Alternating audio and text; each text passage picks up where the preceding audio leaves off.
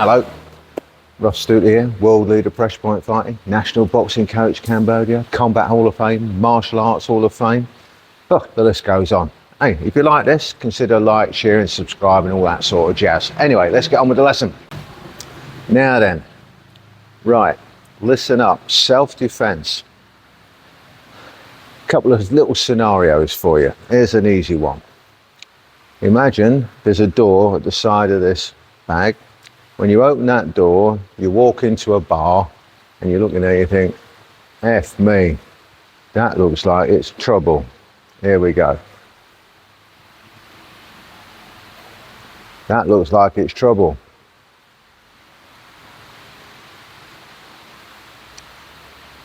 See, I'm nowhere to be seen.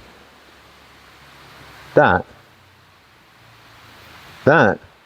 is the very best way not to have trouble. If you think for one moment that by going in there, there's going to be trouble, don't go in. Golden rule. Trust your intuition. That's just a little silly example. But if you know somewhere's trouble, don't go there. If you think somewhere is trouble, don't go there. If your intuition is telling you don't walk down a certain street a certain way, don't do it. If your intuition is telling you something's going to kick off in this bar tonight, leave. Don't hang about. All right? Golden rules for you there and then. It only becomes a self-defense situation when things have gone wrong, and avoidance awareness, or you just can't get away for whatever reason. Something's happened and you're there. So, what's some other golden rules? Well, face on like this, 50-50, arguing with the chap, not the best place to be. 50-50 gives them a chance. You can't let them get close to you. Imagine this is the bad guy. Thankfully he doesn't move too much. So this is the bad guy. I can't have it up here where he's in my face telling me what he's going to do to me. I've got to keep him at a distance. Now, I've spoken before about perfect punching, perfect striking, and understanding your distance. Now, a lot of people teach things like this, which is okay, but what tends to happen with people who really want to fight, when you put your hand out and leave it out there like that, they tend to knock it down. And if they knock it down and throw a punch straight away, this gets knocked down and you get clobbered. So I'm not a great fan of it, even though it works for a lot of people.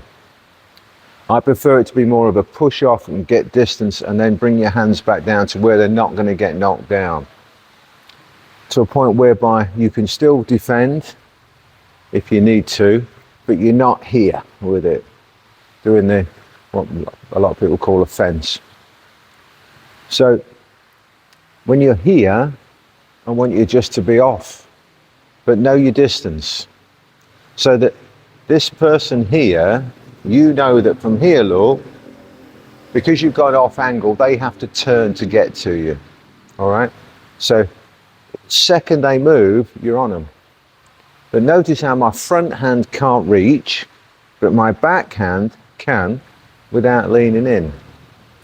So I get this cheating distance whereby I know I can hit the bad guy, but he thinks he can't get to me. He has to move to be able to get to me.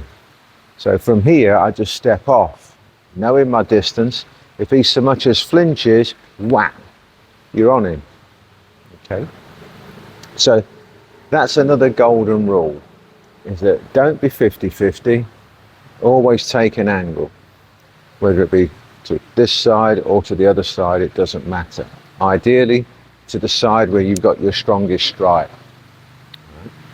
And then you do all the other stuff that we teach about where to hit, make sure you follow through with the strike and everything else. And of course, if it goes wrong, you are allowed to hit them more than once.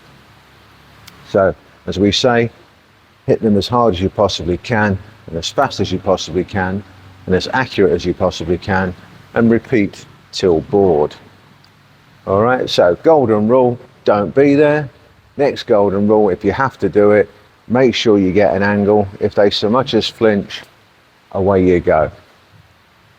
Anything after that, if you do not go first, if they go first, you're now down to fighting skills as opposed to self-defense, self-protection skills.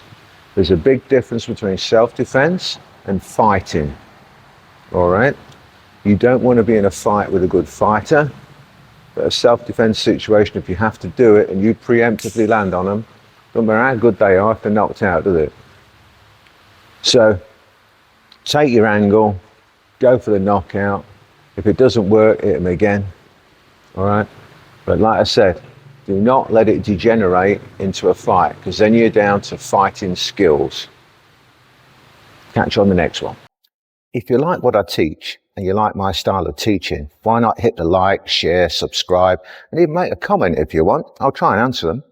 And if you want a load more lessons, dip on down to my site, sign up for free, and it opens up all the unlisted ones on the old YouTube. I'll see you down there.